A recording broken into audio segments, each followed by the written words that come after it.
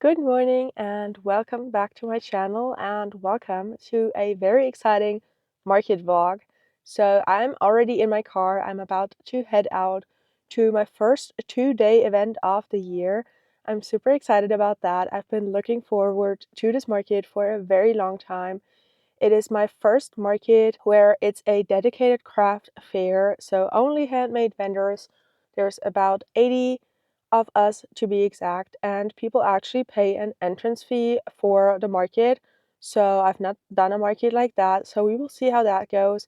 I usually do lots of smaller like street fairs and stuff like that, but I'm super excited to see how a handmade market does for me. I also have a completely new booth setup without any tables.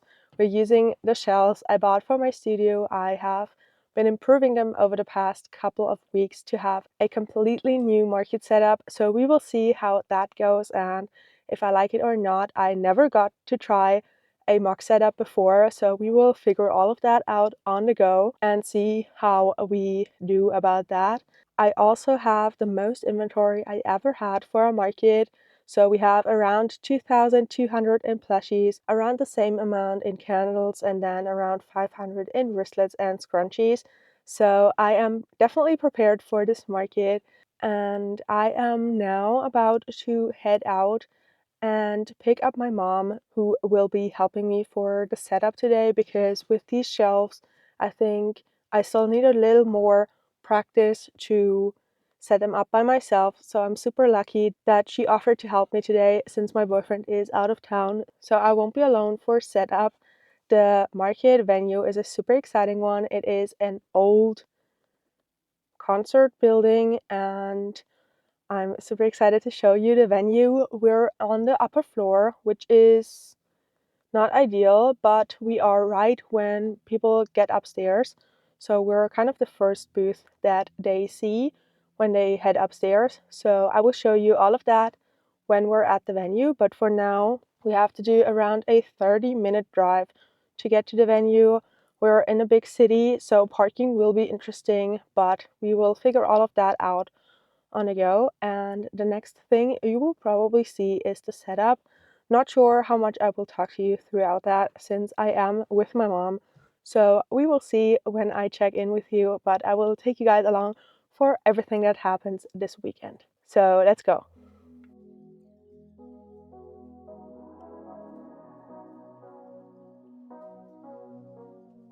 I don't wanna call you later. You're tearing my heart up like it's paper, and somehow you turn to a stranger.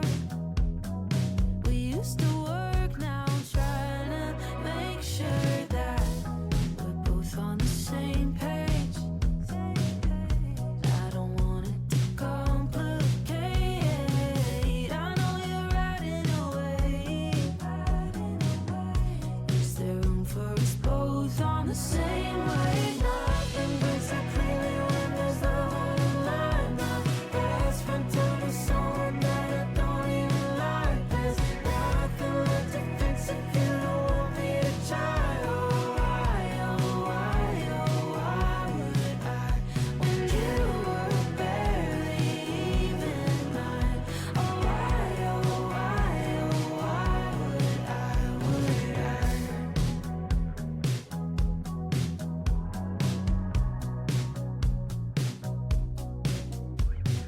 I should have known from the start that you were a waste of an open bar tab, wiping my feet on the doormat. There's so much of you that I just can't leave. Yeah, nothing breaks so clearly when there's love on the line. My best friend told me someone that I don't even like. There's nothing left to fix if you don't want me to try. Hi friends, I look super sweaty and I'm also filming this on my phone because I left my camera at the venue. I just parked the car because we were able to unload right in front of the venue, but then we had to park the cars away from the venue because there's no parking there. Yeah, we're almost completely set up. We took a very long time to figure out how we were going to set up the shelves. I ended up setting them up a very different way than I had planned because how the venue looks and stuff like that. So we now have an L shape where the two shelves are in front where all of the products are, and then one shelf is to the side where I can have my cash box and all of that stuff. So that is done and set up. We just need to do final touches. I will of course give you a booth tour when I'm back, and as I just said, I have now parked my car. We have around 45 minutes still until the market starts, so we were pretty quick with setup still, even though we took a long time to figure out the whole setup. We still have quite a lot of spare time now, and we will now eat breakfast. And yeah, I can't wait to see how the first market day does. It will start at 11 and go all the way until 6, so 7 hours of market. Tomorrow it is from 10 to 5, so another 7 hours. The weather is kind of cloudy. It's supposed to rain later, which I think is a good thing because it's an indoor market, so people won't want to do stuff outside, so they might come to a market like that and get out of the bad weather. Tomorrow is supposed to be even worse and super rainy, so we will see. The organizers are a little chaotic. We had a lot of mix-ups with the placing of some of the booths, so 2 people had the same booth number and we had a whole thing about that, but now I think that everything is figured out and we're ready to start the day. So I will take you guys along for some of the sales, some of the conversations. We might do a little bit of a market tour. It's of course, as I said, a very cool venue, so I will try and show you guys as much as I can, and we will see how it does.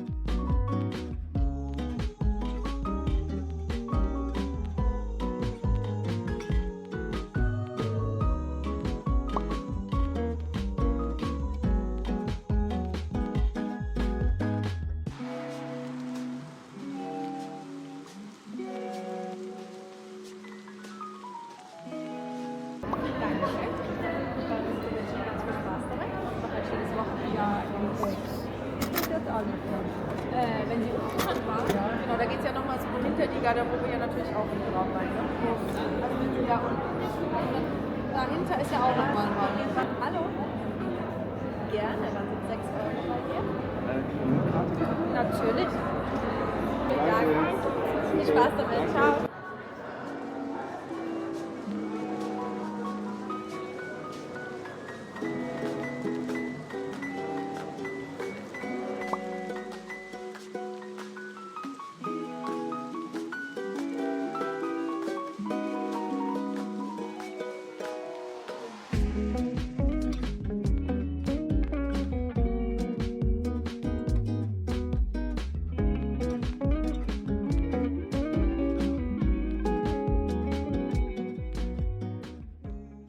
Okay, it's the first time I'm actually getting to talk to you, and the first day of the market has ended now. So I just put paper all over my displays and stuff like that, and I will be heading out now. So we had 7 hours of market today. It was kind of crazy.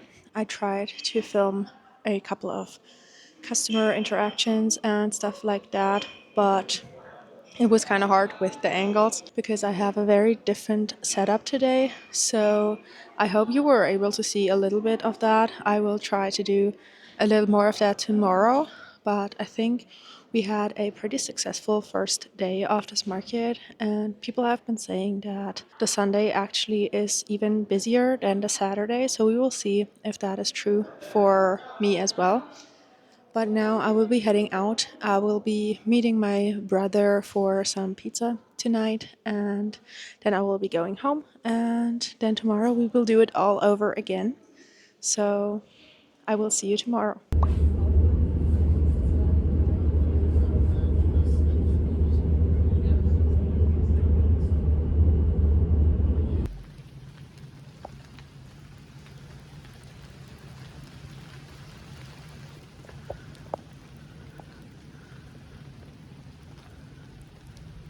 Good morning from day 2 of the market. I'm currently in the process of getting my booth ready for the second day. I was watching the footage from yesterday back, and I realized that this venue is just too loud for you to hear any of the customer interactions. So we will see if I can get something figured out for that today. But so far so good. I brought a lot of new yarn to work on for today. I also realized I never showed you that we switched up a little bit of the shelving from the first setup. So we ended up switching 2 shelves so that I was more able to talk to the customers and not be behind the shelves at all times. That ended up being a good idea, I think. So for now, I will be filling up some candles on the shelves and some plushies and getting ready and then having breakfast. And then we have another 7 hours of market today. So we will see if it's better or worse than yesterday. Today the weather is a lot worse, so it's pouring rain, and we will see if that affects the foot traffic for an indoor market or not. Okay, friends, so I'm now back from the market. It's actually a couple of days later. It's actually Thursday evening, so it has been a few days since the market, but I wanted to give you guys a little bit of a market recap. So, tell you a little more about the market and what happened there, some of the stories, the best sellers, if I would go back to this market, and then, of course, the financial breakdown. So, how much I sold and how much I made. So, first of all, let me tell you guys a little bit more about this market. So, as you saw, the market was indoors. It was a 2 day event. And one thing about this market was that people had to pay an entrance fee for the market. So, people had to pay €7 to get to the craft fair. And before, I didn't really know how that would affect like the whole audience and the people that would show up, and if people would want to shop at the market when they were paying such a high entrance fee. And I'd never really done a market like that before. It was a dedicated craft fair, so just handmade vendors all around. I usually do a lot of street fairs that are outside and free admission, and people just walk around, and there's lots of different types of booths, so not just handmade vendors. So that was a new experience for me. And honestly, I really liked that. I loved connecting with other people who also run small handmade businesses, and I got to chat with a lot of my vendors. And actually, one of my vendors, who was a soap vendor, we ended up talking for quite a while because she also crochets on the side, but that's not part of her business. But we were like connecting over that.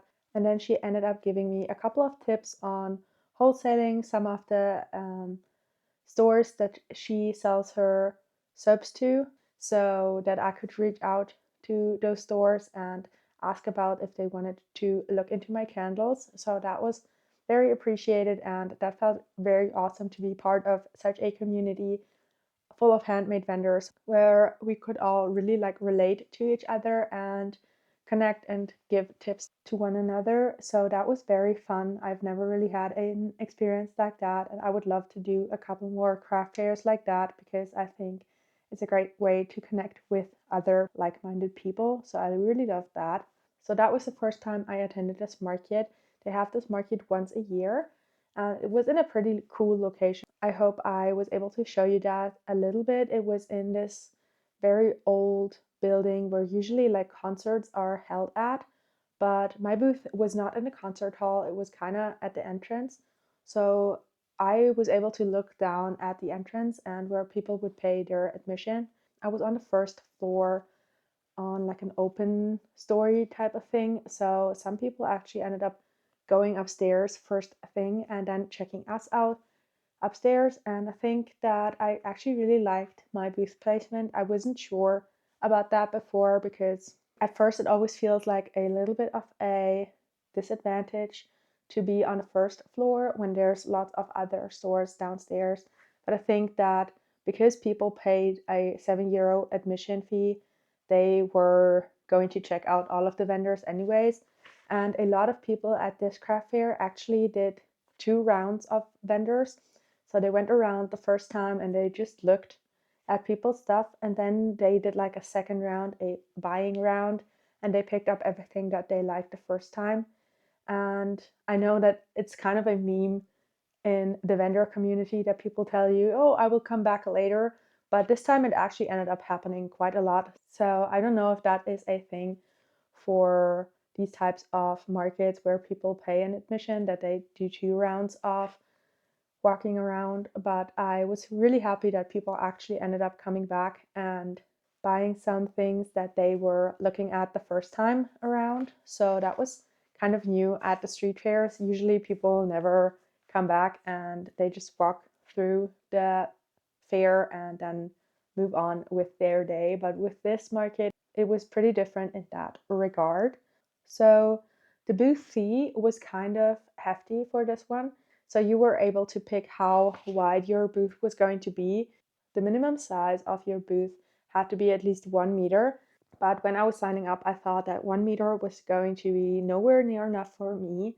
So I signed up with 2 meters of booth space, and I think that was pretty fine. I usually, for the street fairs, I have my tent, which is 3 meters by 3 meters. But for this indoor setup, which was very different than the outside setups, I think that 2 meters was enough space for me to set up in.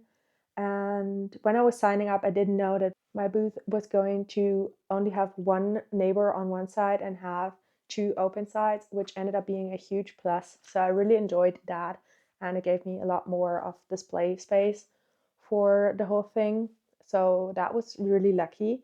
So when we arrived there on Saturday, I had my mom with me, as you saw during setup, and that was a huge help because with the shelf setup, you definitely need a second person to hold some of the pieces while you're screwing them in. And the whole setup process was pretty smooth for the shelf, so that ended up working out perfectly. We did, however, end up taking a really, really long time to figure out what the layout was going to be because I had never taken the shelves to a market before, so I wasn't really sure how I was going to set them up. So we ended up setting them up that the 2 shelves where my plushies and my candles were like on the front, and then I had my checkout to the side, and that was a little confusing, I think. So we ended up switching that up around an hour into the market, even though the organizer told us to not do any type of setup things during the hours of the market. But I realized that a lot of people actually wanted to check out like on the front part of my booth, and they couldn't really because there were the 2 big shelves set up right in front. So I wanted to give people a chance to like connect with me and talk to them through my setup. So I needed my checkout station to be very much in the center, and we ended up switching that, and I'm really glad that we did because I feel like once we switched that up, before that we only had one sale in the whole hour, and once we switched that up it was like a completely new thing. So people were lining up to check out throughout both the market days at several points throughout the market. So not consistently, but every once in a while there were like 5 or 6 people in a row waiting to check out. So I think that the shelves were a good idea because people were able to browse the shelves without having to interact with me. Because I know that there's a lot of people that don't want to interact with the vendor, they just want to look at the things first. And that was definitely possible with the shelves. So people could just look at them. And then if they had a question, they could just ask me because I was like behind the checkout. I was, of course, crocheting the whole time.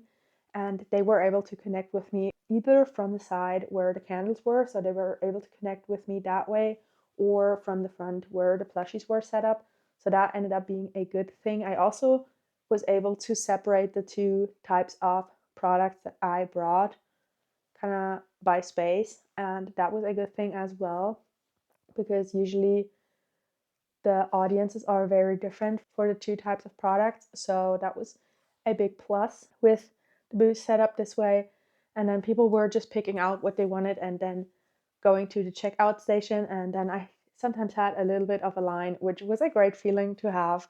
So if I do another indoor craft fair, I will definitely keep the same setup if I have a two sides open to the public booth. If I was in the middle of a row, I would have to figure out a different setup.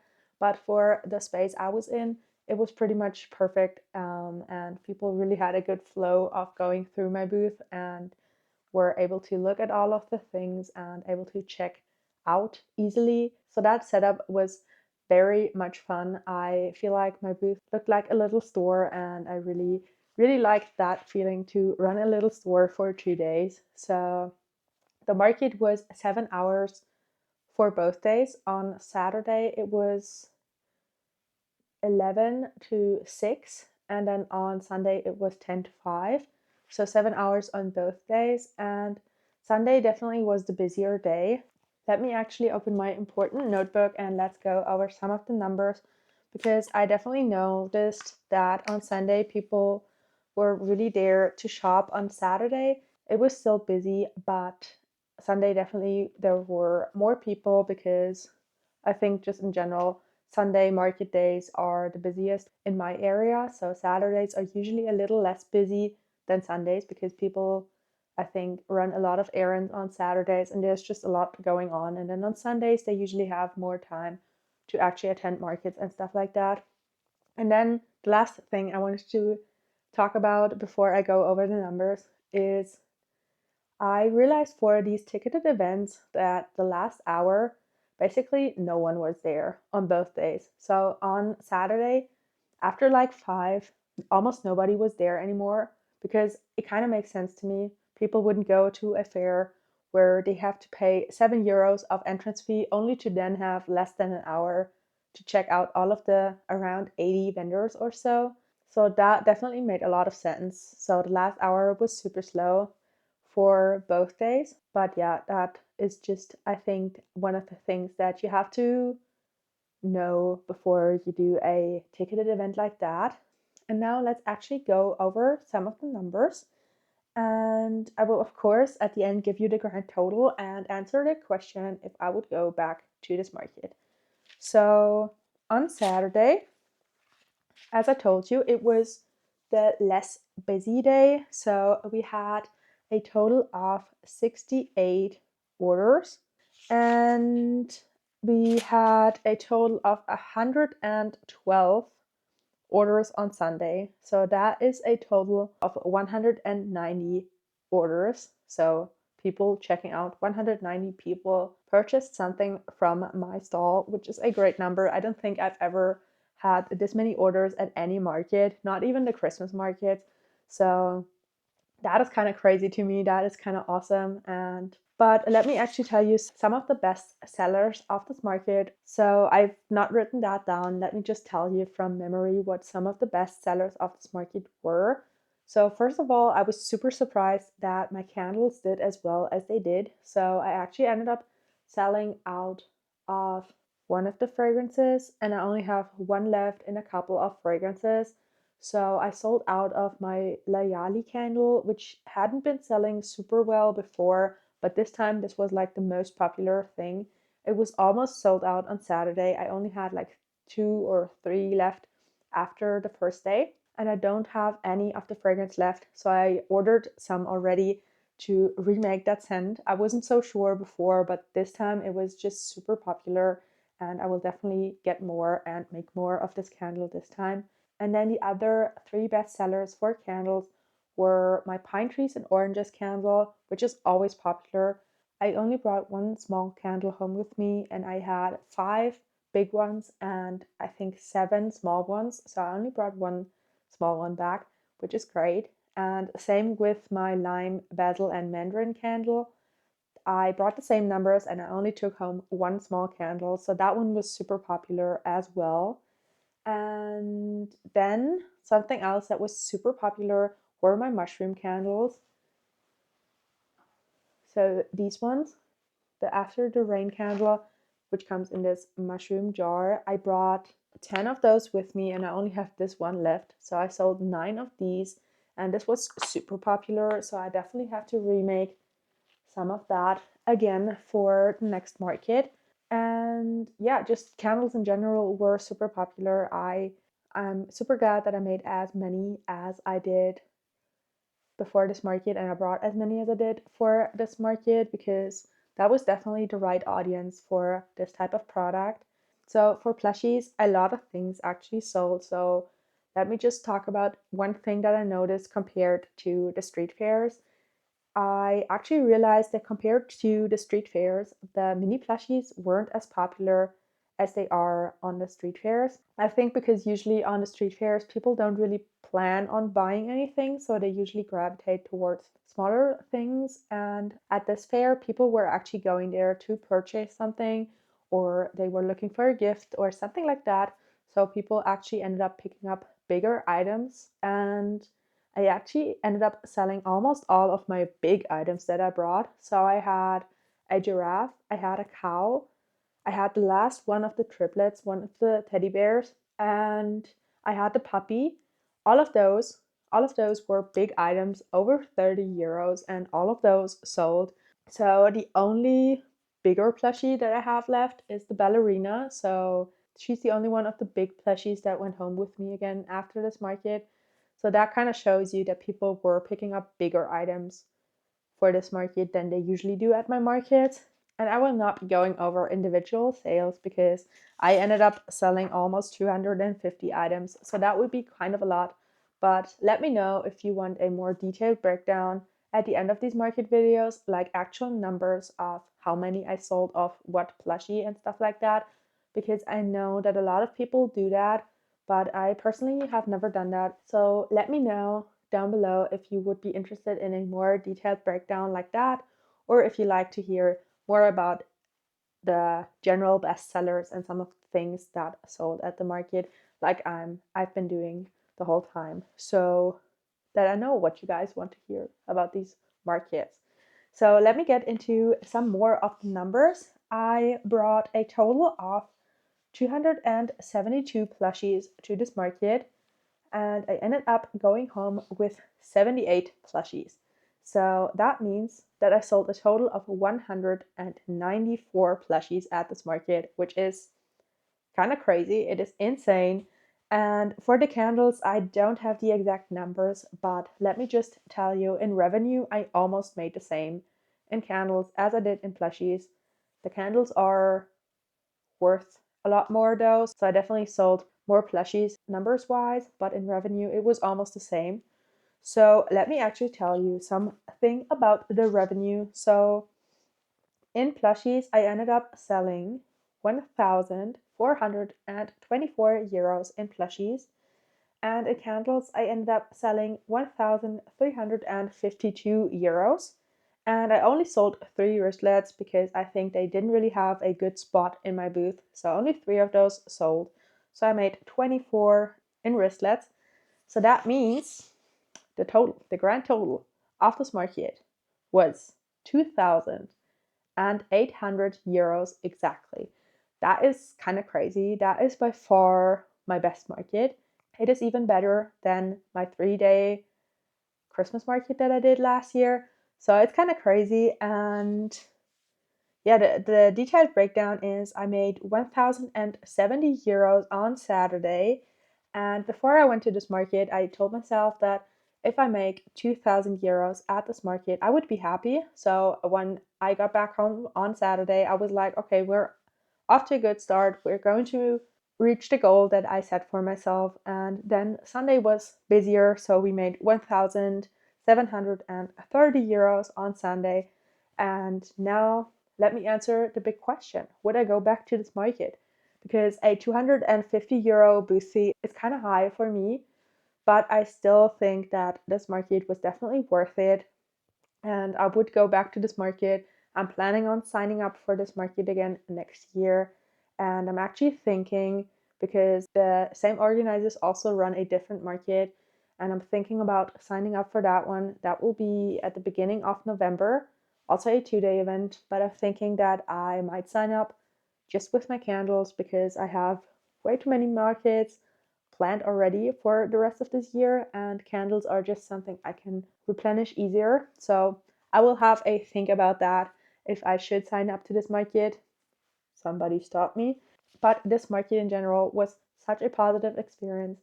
I've had a lot of people follow me on social media from this market and contact me and favor my Etsy shop. So it was also a great market to get my name out there, and that is one of the big reasons why I'm thinking about doing the market from the same organizers in the fall.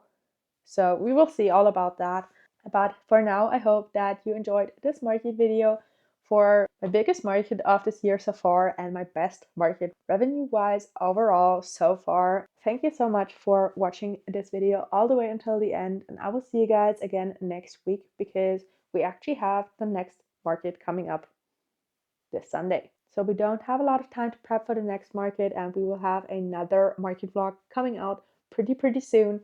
So stay tuned for that, and until then, bye!